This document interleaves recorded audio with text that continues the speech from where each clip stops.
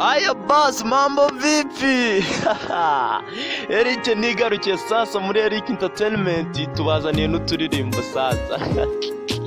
Dore icyamamare mbazaniye mu karirimbo hano bise The Grace of the God. Ubundi nta kintu tutazaba.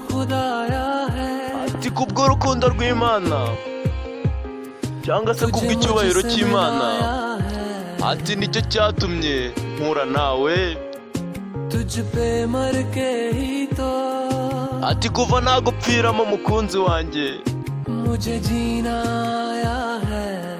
ati nibwo namenye kubaho. Murajye mwumva amagambo mukwiye kuzajya murabwira abakobwa mukundana.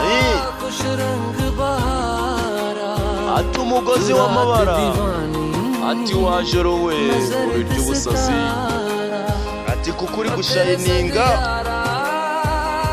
ati kuva nakundana nawe, ati byabaye umugozi w'amabara, ati nzagumana nawe, ati nuramuka umpaye ikimenyetso.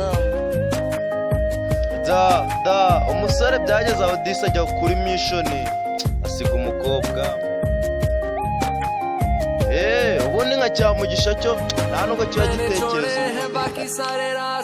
Ati nataye izindi nzira zose, ati ndavuga ati ubundi reka nze mu nzira yawe, ati izina ryawe n'amaso yawe byose birabinyemeza, ati kubwanjye ibindi byose biza nyuma yawe mukunzi, ati muri make menya ibingibi mukunzi, ati ntabwo nzigera ngenda ngo gusige n'ibyo nabyo bimenye, ati ni kubw'urukundo rw'Imana batumye mpura nawe mukunzi, bemeje urukundo rwanjye nawe, kuva ati nagupfiramo, ati nibwo namenye kubaho. Niko akarimbo kagenda kavuga mw'abantu mwe, ati urukundo rwabaye umugozi w'amabara, ati rero nzagukurikira mu rugendo rwawe rwose mu gihe uzaba ukigenda, ati tukiri kumwe. Bye bye, ndabakunda cyane, ciao ciao.